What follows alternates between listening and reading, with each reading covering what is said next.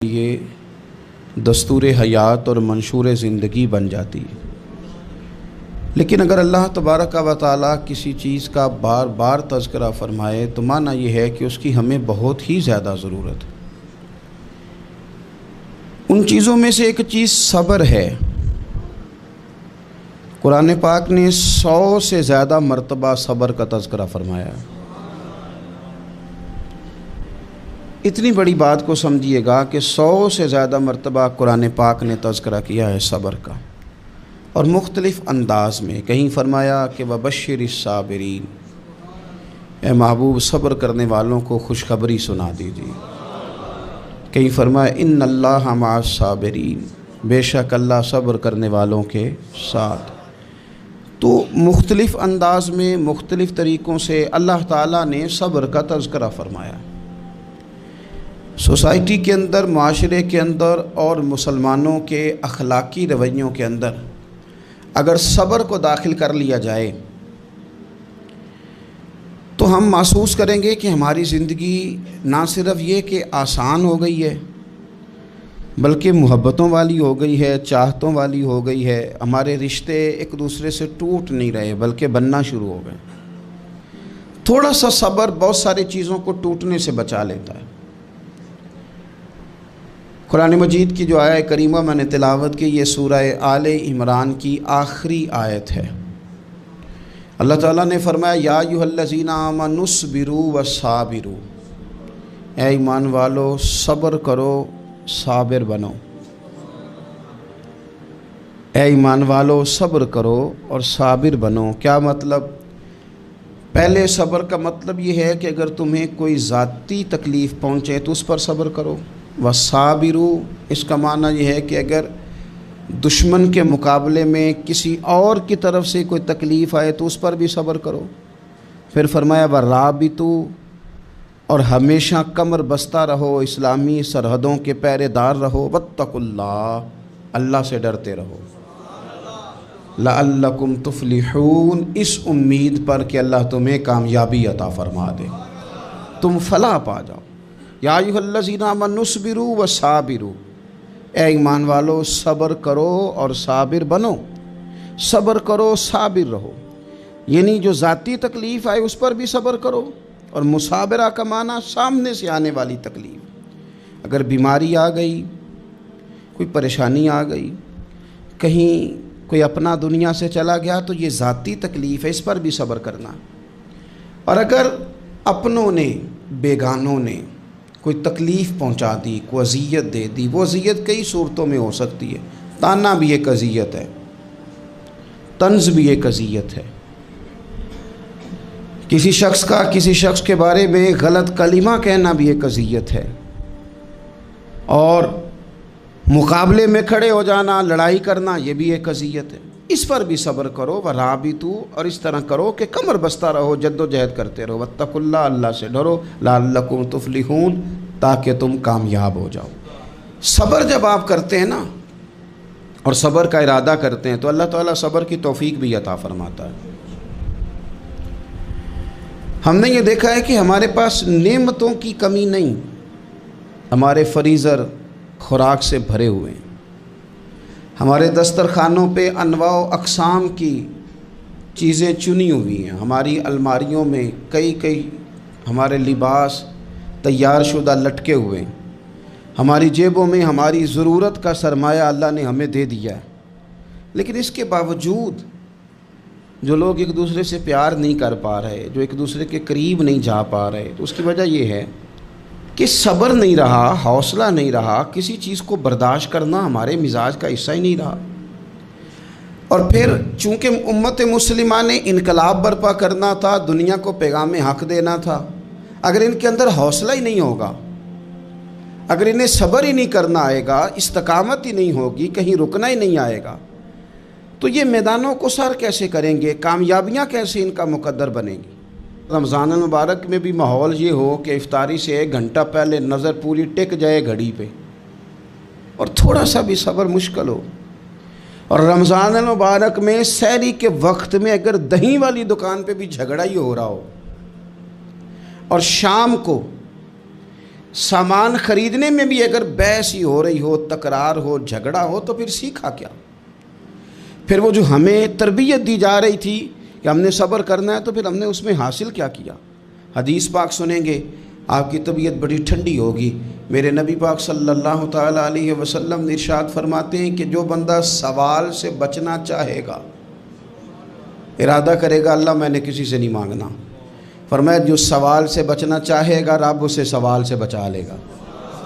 और जो लोगों से बेनियाज होना चाहेगा, कहेगा या अल्लाह मुझे दुनियादारों का मोहताज ना बनाओ, अपनी बारगाह से अता फरमा। जो लोगों से बेनियाज होना चाहेगा अल्लाह लोगों से बेनियाज कर देगा।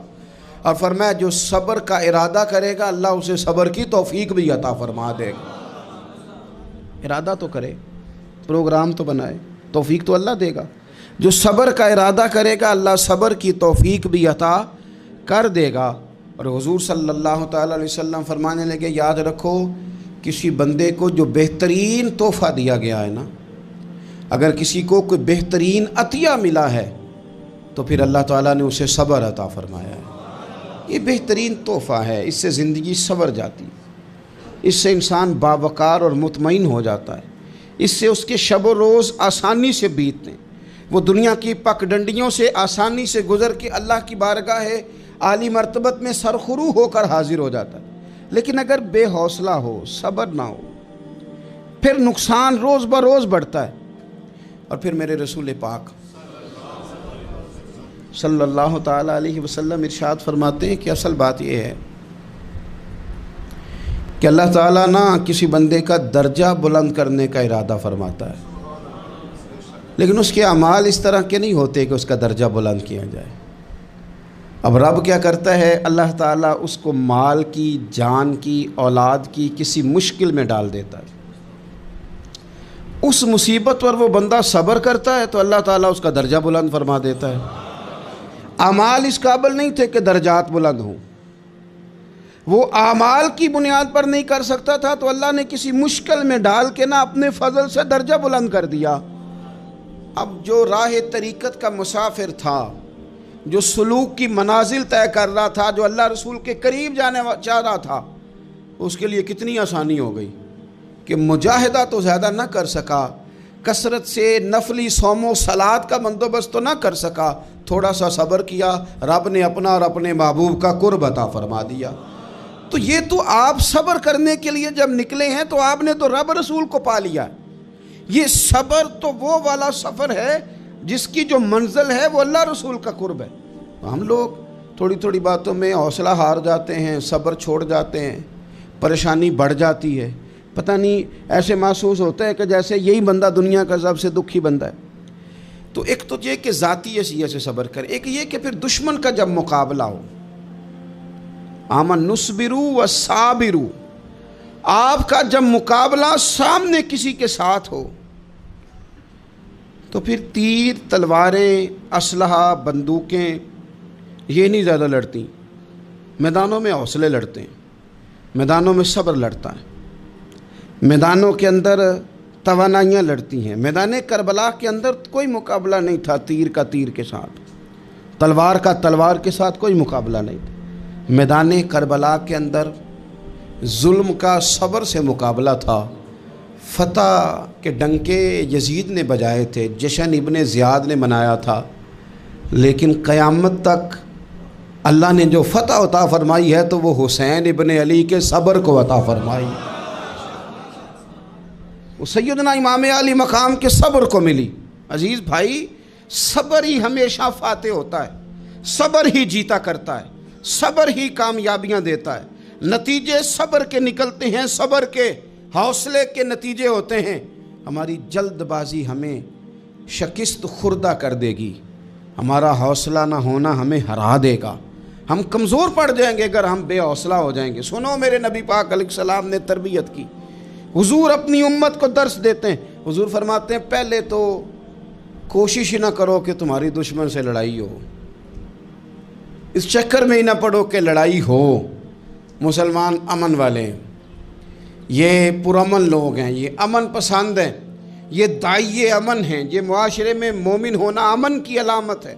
फरमाया पहले तो یہ پروگرام ہی نہ بناؤ کہ تمہاری لڑائی ہو، اور فرمایا پھر اگر ہو جائے نا تو پھر صبر کے ساتھ مقابلہ کرو، پھر ڈٹ کے مقابلہ کرو، اور پھر یاد رکھو کہ یہ جو جنت ہے یہ تلواروں کے سائے میں ہے، جنت تلواروں کے سائے میں تمہیں ملے گی۔ پھر ڈٹنا سیکھو۔ پہلے تو بات یہ کہ تم یہ ارادہ ہی نہ کرو لڑائی، اور اگر کبھی ہو جائے لوگوں کو بتاؤ کہ ہیں ہم پرامن لوگ، پر دین کے لیے کھڑا ہونا ہو تو پھر ہم سے زیادہ کسی کو کھڑا بھی نہیں ہونا آتا، پھر ہم سے زیادہ کسی کے پاس طاقت بھی نہیں۔ حضرت مولا علی شیر خدا رضی اللہ تعالیٰ عنہ کے زمانے میں کفر کے ساتھ ایک جنگ ہو رہی تھی، تو کافروں نے نا جاسوس بھیجے کہ یار پتہ تو کرو مسلمانوں کی تیاری کس طرح کی ہے۔ تو جاسوس واپس جا کے کہنے لگا سمجھ کوئی نہیں آئی ان کی، وہ تو راہب قسم کے لوگ ہیں، صوفی قسم کے لوگ ہیں، وہ تو کٹے ہوئے ہیں دنیا سے، مسلوں پہ بیٹھ جاتے ہیں، رات کو تو لگتا ہے دنیا سے تعلق ہی کوئی نہیں، لیکن سویرے اٹھ کے میدان میں تلوار لے کے نکلتے ہیں تو لگتا ہے ان سے بڑا مجاہد ہی کوئی نہیں۔ یہ عجیب لوگ ہیں کہ رات کو مسلح پہ بیٹھے ہیں تو لگتا ہے کٹ گئے دنیا، یہ صوفی لوگ ہیں، درویش ہیں۔ یہی مسلمان کی شان ہے، ہو ہلکا یاراں تو برے شم کی طرح نرم، رزم حق و باطل ہو تو فولاد ہے مومن، ادھر آ ستمگر ہنر آزمائیں تو تیر آزما، ہم جگر آزمائیں، ہم تجھے اپنا حوصلہ بتاتے ہیں کتنا ہے، دیکھ ہمارے حوصلے سے ٹکرا کے دیکھ یہ کتنا طاقتور اور مضبوط ہے۔ تو عزیز بھائی، اگر زندگی میں آپ کو صبر کرنا آ گیا، میں بڑے دنوں سے یہ عنوانات بیان کر رہا ہوں، اور آج تو خصوصی طور پر رمضان شریف کے اس جمعے میں میں اپیل کرنا چاہتا ہوں آپ سے کہ کمزور باتیں کرنی چھوڑ دیں، مایوسی کے جملے اپنی زندگی سے نکال دیں۔ ہم مسلمان ہیں، آپ بیمار ہو گئے ہیں تو یہ بھی خدا کا فضل ہے، گناہ معاف ہوں گے۔ اگر اللہ تعالیٰ نے فقیر بنا دیا، غریبی آ گئی ہے تو یہ بھی فضل ہے، امیروں سے پہلے جنت میں جائیں گے۔ اگر اللہ تبارک و تعالیٰ نے کسی جگہ آپ کو مکان نہیں دیا اور دوسرے کو دے دیا ہے تو آپ وہ لوگ ہیں جو عظیم سنت ادا کر رہے ہیں سیدنا بلال حبشی کی۔ اگر کسی جگہ کوئی کمزوری آ گئی ہے، کوئی پیچھے رہ گئے ہیں تو یہ خدا کا فضل ہے۔ اللہ تعالیٰ نے چاہا ہمارے لیے جو فیصلہ تو ہم اس پہ راضی ہیں، لیکن اپنی زندگی اور شکوے اتنے بڑھا لیے، ہم نے اتنے بڑھا لیے کہ لوگوں سے شکوے کرتے کرتے رب رسول سے بھی شروع کر دیے۔ غلام بھی کبھی شکوہ کرتا ہے، آقا کا بھی شکوہ ہوتا ہے، بندہ بھی کبھی شکوہ کرتا ہے، رب کا بھی شکوہ ہوتا ہے، یہ بھی کبھی ہوتا ہے۔ آپ نہ مانے پر یہ شکوہ ہے کہ میں بڑے ڈاکٹروں کے پاس گیا ہوں آرام نہیں آیا، نہ مانے پر یہ شکوہ ہے میں نے کبھی کسی کو ستایا تو نہیں پر میرے حالات نہیں ٹھیک ہوتے۔ آپ نہ مانے پر یہ شکوہ ہے کہ فلانے کے پاس دولت زیادہ ہے، اس نے پتہ نہیں وہ آگے نکل گیا اور میں پیچھے رہ گیا، نہ مانے پر یہ شکوہ ہے۔ کس سے کر رہے ہو؟ رب رسول سے؟ او آس بولے تے او دی مہربانی، اساں تے لاڈ ہی لڈاونے نے۔ کس سے شکوہ کر رہے ہو؟ خدا کے بندو، غلام غلامی کرتے ہیں، شکوے کرتے ہیں کوئی؟ حضرت ام سلمہ رضی اللہ تعالیٰ عنہ، شوہر کا نام ہے ابو سلمہ، بیٹے کا نام ہے سلمہ، کہتی ہیں میں، میرا شوہر، میرا بیٹا، تینوں، چھوٹا بیٹا میرا، ہم نکلے مکہ مکرمہ سے مدینہ طیبہ جانے کے لیے۔ ایک کی بیٹا ہے، خاندان جمع ہے، شوہر کی گود میں بیٹا، اونٹ کے پیچھے میں۔ فرماتی ہیں مدینے کی سرحد آ گئی تو میرے میکے والے آ گئے، کہنے لگے ابو سلمہ نہیں لے جانے دیں گے مدینے اپنی بیٹی کو۔ میں نے کہا میں مسلمان ہوں، میں تو اپنے شوہر کے ساتھ مدینے جاؤں گی۔ انہوں نے کہا نہیں جا سکتے، تو نے جانا ہے تو جا، ہماری بیٹی نہیں جائے گی۔ زبردستی مجھ سے انہوں نے مجھے میرے شوہر سے الگ کیا۔ کہتی ہیں پھر میرے شوہر کے قبیلے والے آ گئے، وہ کہنے لگے اگر تم اپنی بیٹی کو نہیں نہ جانے دیتے تو یہ جو ہمارا پوتا ہے یہ ہماری نسل ہے، تمہارا نہیں، اسے ہم نہیں جانے دیں گے۔ وہ بچہ اپنی طرف کھینچتے تھے، میں اپنی طرف کھینچتی تھی، مدینے کی سرحد پہ۔ یہ جھگڑا زمین کے لیے نہیں ہو رہا، مکان کے لیے نہیں ہو رہا، حضور کے مدینے جانے کے لیے ہو رہا، حضور کے مدینے جانے کے لیے ہو رہا، مدینے جانے کے لیے ہو رہا۔ لنگ کئی مہینے تے برس گئے تے تیری دید نو دیدے ہی ترس گئے۔ انہوں نے بچہ کھینچا، میں نے اپنی طرف کھینچا، میرے بچے کا بازو اتر گیا۔ فرماتی ہیں میرے شوہر مدینے چلے گئے، بیٹا میرا मेरे ससुराल वाले ले गए, मुझे मेके वाले ले गए। आज भी कुछ सियाने बंदे कहते हैं इसको निकाल दो और बच्चे छीन लो। उनका भी ख्याल था कि बेटा ले जाएंगे ना तो अबू सलमा भी मदीने से वापस आ जाएगा, ये भी वापस आ जाएगी। और यार इतना बड़ा भी जालिम कोई नहीं होगा जो माँ बाप से बच्चे जुदा करे। फरमाती हैं कि वो ले गए छीन के, मैं मेके चली गई। लोग रोटी खाते थे, मेरे हलक से नहीं गुज़रती थी। ज़माना सोया करता था, मैं सो नहीं पाती थी। बेटा कहाँ, शौहर कहाँ, मैं कहाँ। उम्मे सलमा कितनी देर तकलीफ़ काटी। जनाब उम्मे सलमा कहने लगी, लोगों 1-2 दिन नहीं पूरा साल बीत गया, पूरा साल। पर जे सोना ही मेरे दुख विच राज, जे सोना ही मारो मारो मैनू मार मुकाओ, मैं कोई उज़र ना पेश ले आवां, और जे सोना ही मेरे दुख विच राजी, फिर सुख नू चुल्हे डावां। फरमाया साल बीत गया, लोग सुबह उठ के काम काज पे लग जाते, कपड़े बदलते, ड्यूटियां करते, और मैं सवेरे उठ के उस जगह आ जाती जहाँ मेरा शौहर और मेरा बेटा बिछड़ा था। मैं सारा दिन रोती, आहुजारी करती, हुजूर के मदीने की तरफ मुँह करके मैं तड़पती। साल बीत गया, साल, एक हफ्ता नहीं निकलता बच्चों के बगैर। बड़े बड़े सियाने लोग परदेश जाते हैं तो बच्चों की फ़ोटो देख देख के रोते हैं, लेकिन कहती है माँ थी, बेटा बिछड़ा और फिर बेटा बीमार हो और माँ से जुदा हो, कितनी तकलीफ़ का मंज़र है। आप फरमाती हैं कि 1 साल बीत गया और मैंने किसी की मिन्नत नहीं की, मैंने कोई शिकवा नहीं किया, इसलिए कि जिस हाल में रब रसूल रखें। ये हौसला, ये सब्र, ये तवानाई।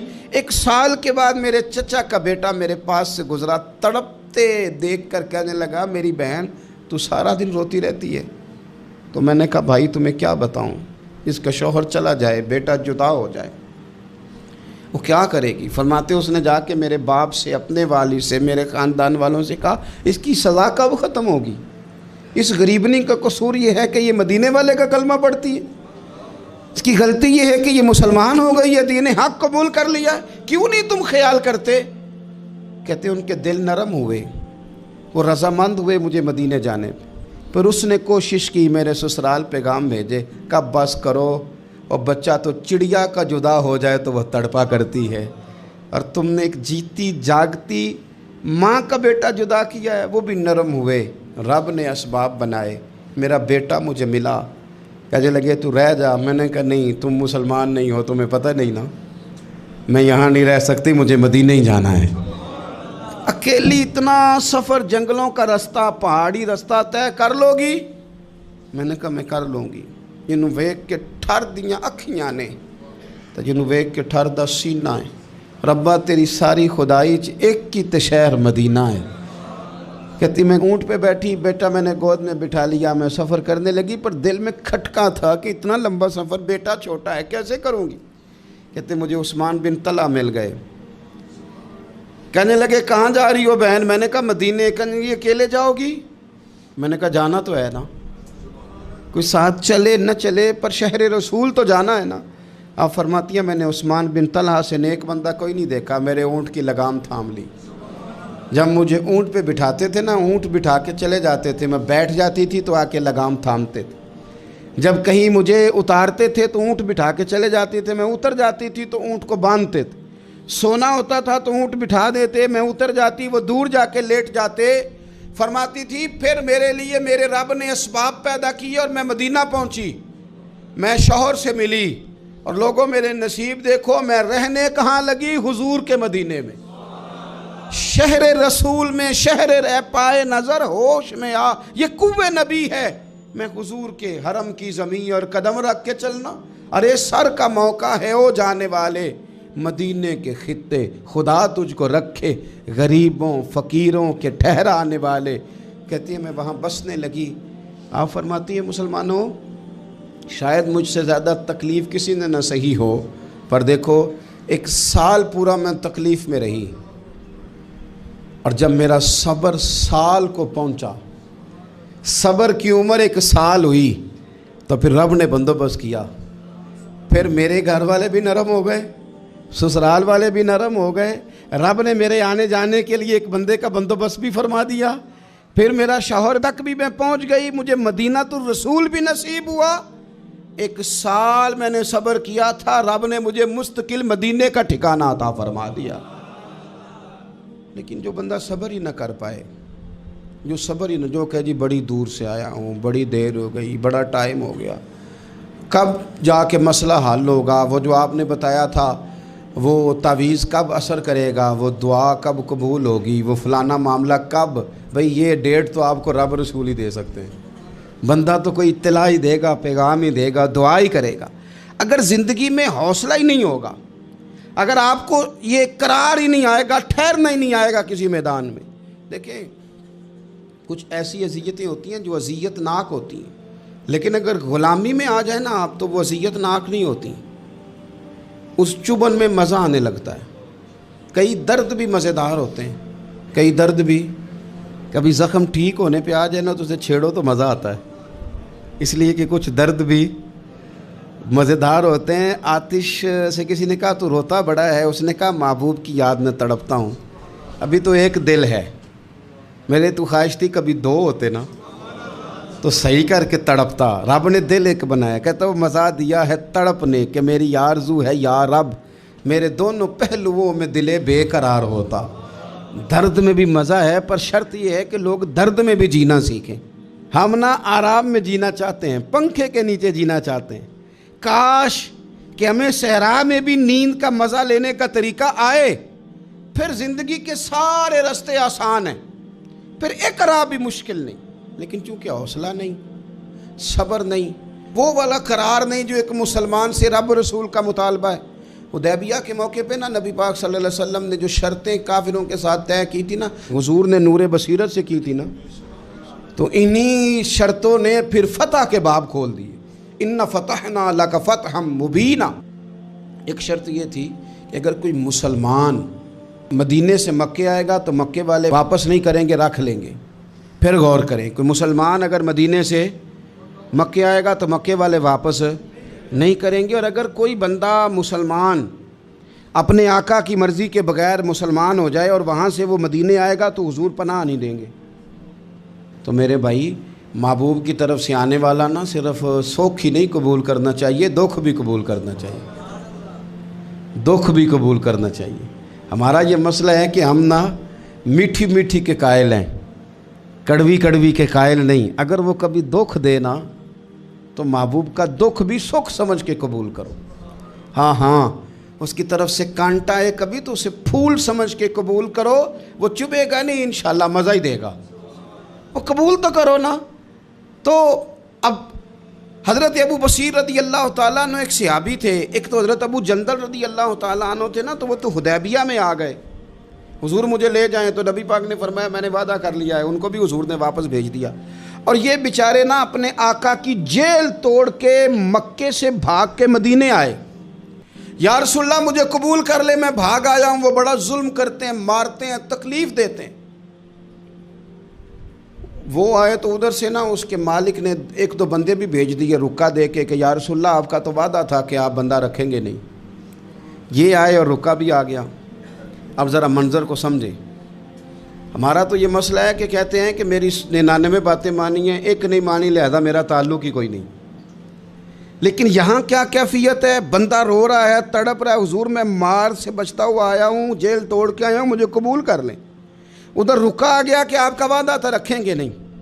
اب یہ کتنا مشکل مسئلہ ہے، لیکن رسول پاک علیہ السلام نے فرمایا ابو بصیر میں نے وعدہ کیا یار تجھے واپس جانا پڑے گا۔ ہوئے ہوئے ہوئے، لوگ تو کہتے ہیں نا کہ وہ پیر صاحب نے کہا تھا تو میرا کام نہیں ہوا، لہذا میری بیعت ہی گئی، چھٹی ہو گئی، ماحول ہی بڑا عجیب ہے۔ حضور نے فرمایا واپس جا، لیکن جے کر یار دے نام دا ملے مینا، پھر انہوں چولی پا لئیے مینے نو پنجے سٹیے نا، جے کر یار دے نام دا، سامنے والے نے تانا سمجھ کے دیا تھا پر یار کے نام کا تھا نا، اس نے کہا لا صحیح سونے کے نام کا ہے نا، تانا ہوا تو کیا ہوا، جے کر یار دے نام دا ملے مینا، انہوں چولی پا لئیے پنجے سٹیے نا، تے جے کر یار دے نام دی ملے سولی، پھر چوٹا چوٹ لئیے تے پیچھے ہٹیے نا، چوٹا چوٹ لئیے۔ اب لکھنے والے کا بھی اپنا انداز ہے نا، کہتے ہیں یہ بھی میرے لیے جھولا ہی ہے، یہ بھی آرام کی جگہ ہی ہے، جھوٹا جھوٹ لیے تے پیچھا ہٹیے نا۔ حضرت ابو بصیر رضی اللہ تعالیٰ عنہ سے حضور نے فرمایا واپس جانا ہے، کہ سونے ٹھیک ہے، کوئی شکوہ نہیں، کوئی گلہ نہیں، یہ بھی میرے محبوب کا حکم ہی ہے۔ اور کیا بات ہے، میرے نبی وعدوں کے پکے ہیں، کیا بات ہے، حضور نے جو کہا کر کے دکھایا۔ کہتے ہیں میں واپس جا رہا تھا، ایک دو بندے ساتھ تھے، جب مدینے کی حد گزر گئی نا، حضور نے تو کہا تھا نا مدینے میں پناہ نہیں دینی، تو میں نے اس سے کہا یار تلوار بڑی سونی ہے، ذرا دکھانا۔ اس نے دکھائی تو ایک کی میں نے گردن کاٹ دی، دوسرا ویسے ہی بھاگ گیا، اور بھاگ کے حضور کے پاس آیا، جی اس نے تو مار دیا ہے۔ تو سرکار فرمانے لگے میں نے تو وعدہ پورا کیا تھا نا، تم سے نہیں سنبھالا گیا تو معاملہ تمہارا ہے۔ اب حضرت ابو بصیر رضی اللہ تعالیٰ عنہ واپس آئے، عرض کی حضور اب میرے لیے کیا حکم ہے؟ حضور نے فرمایا میاں حکم وہی ہے، مدینے میں ہم نہیں رکھ سکتے، تم مدینے میں صحابہ تھے نا، حضور کی باتوں سے خوشبو لیتے تھے، مدینے میں نہیں رکھ سکتے۔ حضرت ابو بصیر کہتے ہیں میں مدینے کی سرحد سے نکل گیا، اس جگہ چلا گیا جو نہ مکے کی ریاست میں تھا نہ مدینے کی، ایک مقام ایس تھا جہاں میٹھے پانی کے کنویں تھے، وہاں رہنے لگا۔ حضرت ابو جندل کو پتہ چلا کہ ایک نیا ٹھکانہ بن گیا، وہ بھی جیل توڑ کے آ گئے، 70 بندے آ گئے، وہاں سے قافلے گزرتے تھے کافروں کے، یہ بھی مسلمانوں کو تنگ کرتے تھے، اگر مکے سے کوئی قافلہ گزرتا تھا تو ہم نے بھی ان کو پکڑا، کافر کا مال مال غنیمت اسباب بن گیا۔ اور وہ جب قافلہ لے کے آتے تھے تو ڈرے ہوتے تھے، اور ان کو تو ستایا تھا نا، کہتے ہیں ہمیں ستایا بڑا تھا، ہم تو انقلابی بن گئے تھے، ہم تو رکھ لیتے نا، بڑی منت کرتے، بڑی جان مشکل سے چھڑاتے، 70 بندے ہو گئے، پھر 300 ہو گئے۔ تب وہ بصیر کہتے ہیں دنیا مدینے جاتی تھی لیکن ہم تڑپتے تھے، ہم تڑپتے تھے، روت لنگ گئی ہے پھر باہر آندی تے اجے چٹھیاں مدینے آئیاں نہیں، ہم تڑپتے تھے کہ یار کوئی موقع ملے، روز رات کو روتے تڑپتے۔ 300 انقلابیوں کا جتھا صبر سے بیٹھا ہے مدینے کی سرحد پہ، اندر آنے کی اجازت نہیں، پر غلامی میں روز اضافہ ہو رہا ہے۔ صبر دیکھو، غلامی میں روز اضافہ ہوتا ہے۔ تنگ آ گئے کافر، پہلے بڑی ڈینگیں مارتے تھے کہ دیکھو ہم نے کیسی شرط منوائی ہے، کیسی شرط منوائی ہے کہ ان کا بندہ آئے گا تو ہم واپس نہیں کریں گے، ہمارا جائے گا تو انہیں کرنا پڑے گا۔ پھر اتنے تنگ آئے کہ خود آ کے کہنے لگے حضور مہربانی کریں، یہ شرط تو ختم کریں نا، اور ان 300 کو تو مدینے بلائیں، مہربانی فرمائیں۔ حضور بڑے خوش ہوئے، آج غلاموں کے نام پیغام لکھا، غلاموں کے نام پیغام لکھا، چٹھی لکھی حضور نے۔ چٹھی کس چیز کی لکھی؟ آ جاؤ یار مدینے آ جاؤ، چٹھی آئی مدینے آنے کے لیے، حضرت ابو بصیر کے نام چٹھی گئی، آ جا یار مدینے، آ جا تیرے نام پیغام سب لائی ہے سرکار نبی سے، اور آیا ہے بلاوا مجھے دربار نبی سے۔ پیغام آیا۔ حضرت ابو بصیر اتنے بیمار تھے کہ نزع کا عالم تھا، لیکن اس عالم میں بھی انتظار تھا۔ اس آخری ویلے اکھیاں میریاں رات تکنائے تیرا، تیرا تے سجنا کچھ بھی نہیں جانا، یہ پا جاویں ایک پھیرا، تے سر میرے تے آن کھلوویں تے پھر پردہ رہ جائی میرا، سوکھا نکلے صاحب ظہوری، یہ ویخ لوے مکھ تیرا۔ حضرت ابو بصیر کو نا وہ رکا گیا، حضور کی چٹھی گئی تو یوں چٹھی پڑھی، حضور نے فرمایا آ جا نا، رستہ کھل گیا ہے، تو آ جا، کھل گیا رستہ، دعا فرماؤ مدینے کے رستے کھل جائیں، کرو نا یار دعا مدینے کے رستے کھل جائیں۔ کچھ ایسے ہیں جنہوں نے سارے دکھ سنانے ہی مدینے جا کے ہوتے، کچھ لوگ ایسے ہیں جن کے دل اور کلیجے پھٹنے کو آ گئے، دعا کرو رستے کھل جائیں۔ حضور نے فرمایا آ جا تیرا راہ کھل گیا۔ حضرت ابو جندل کہتے ہیں میں سرانے کھڑا تھا، حضرت ابو بصیر کے خط پڑھا، مسکرائے، اشارے سے کہنے لگے کہ دیکھ میرے نبی کا خط ہے، حضور کی چٹھی میرے نام آئی ہے، پڑھنا۔ میں نے بھی پڑھی، پہلے روئے، پھر کلمہ پڑھا، پھر میرا ہاتھ تھاما، روح ہی پرواز کر گئی، ہمیشہ کے لیے، ہمیشہ کے لیے۔ وہ ظاہری جسم کے ساتھ تو مدینے نہ پہنچے، پر قبر میں گئے تو مدینے والے کی زیارت نصیب ہو، قبر میں حضور کی زیارت نصیب ہو گئی، قبر میں۔ حضرت ابو جندل کہتا ہے میں نے جنازہ پڑھا، اور اسی مقام پہ جہاں انہوں نے انتظار کیا تھا نا، وہ مقام میں انتظار ان کا مزار بنا، مزار کے ساتھ مسجد بنی، مسجد کا نام مسجد ابو بصیر رکھا گیا۔ انہوں نے اس انتظار میں جان دے دی، پر صبر کیا، شکوہ نہیں کیا۔ یارو اتنی شکایتیں، اتنے شکوے۔ ایک بات میرا اور کرنے کو دل کر رہا ہے۔ ایک صحابی تھے حضرت عاصم بن ثابت رضی اللہ تعالیٰ عنہ، جنگ احد میں نا حضور کے ہاتھ پہ موت کی بیعت کی، جنگ احد میں بیعت کی، سونیا تیرے نام پہ مرنا، ڈٹ کے لڑے۔ سلافہ بن سعد کے 2 بیٹے بدر میں قتل کیے انہوں نے۔ اس نے قسم کھائی کہ معاذ اللہ میں ان کا سر منگا کے تو ان کی کھوپڑی میں شراب پیوں گی۔